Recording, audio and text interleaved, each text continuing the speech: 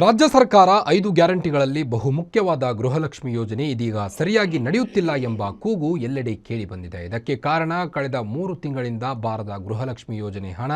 ಈ ಹಣ ಬರದೆ ಫಲಾನುಭವಿಗಳು ಕಂಗಾಲು, ವಿಪಕ್ಷ ಟೀಕೆಗೆ ಸರ್ಕಾರ ಗುರಿಯಾಗಿದೆ.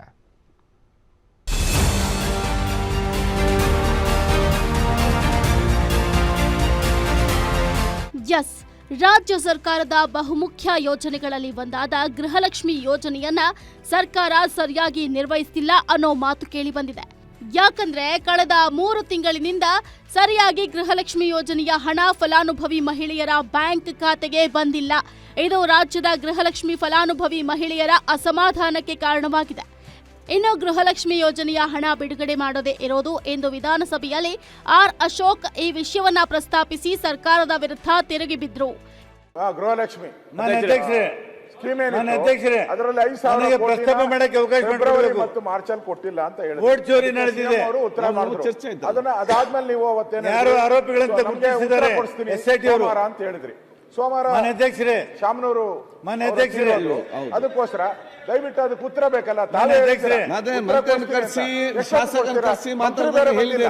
ಮಂತ್ರಿ ಇಲ್ಲ ಅವರು ಮಂತ್ರಿ ಎಷ್ಟೊತ್ತಿಗೆ ಯಾವ ಸಮಯಕ್ಕೆ ಅಂತ ನಿಗದಿ ಮಾಡಿ ತಾವೇ ಆ ಸ್ಥಾನದಿಂದ ಹೇಳಿದ್ದೀರಾ ನಾನು ಉತ್ತರ ಕೊಡ್ತೀನಿ ಅಂತ.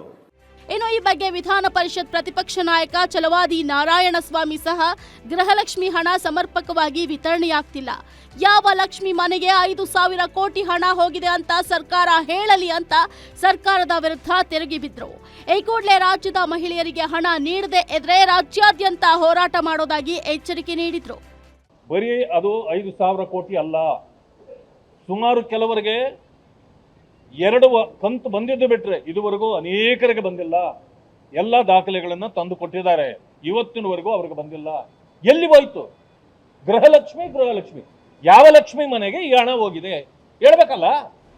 ಏನು ಇದೇ ವಿಚಾರವಾಗಿ ಕೇಂದ್ರ ಸಚಿವ HD ಕುಮಾರಸ್ವಾಮಿ ಗೃಹಲಕ್ಷ್ಮಿ ಹಣ ಕೊಡ್ತಿದ್ದಾರೋ ಬಿಡ್ತಿದ್ದಾರೋ ಗೊತ್ತಿಲ್ಲ, ಸರ್ಕಾರ ಬಂದ ನಂತರ ರಾಜ್ಯದಲ್ಲಿ ರೈತರ ಆತ್ಮಹತ್ಯೆ ನಡೆದಿದೆ, ಇದರ ಬಗ್ಗೆ ಯಾರು ಗಮನ ಹರಿಸ್ತಿಲ್ಲ.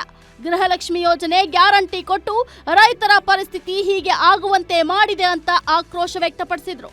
ಒಟ್ಟಾರೆ ಗೃಹಲಕ್ಷ್ಮಿ ಯೋಜನೆಯ ಹಣ ಫಲಾನುಭವಿಗಳ ಬ್ಯಾಂಕ್ ಖಾತೆಗೆ ಬಂದು 3 ತಿಂಗಳುಗಳೇ ಕಳೆದಿದೆ. ಸರ್ಕಾರ ಈ ಯೋಜನೆಯನ್ನ ನಿಲ್ಲಿಸಿ ಬಿಡ್ತಾ ಅಂತ ಕೆಲವರು ಸಂಶಯ ಪಡುವಂತಾಗಿದೆ. News desk, guarantee news, Bengaluru.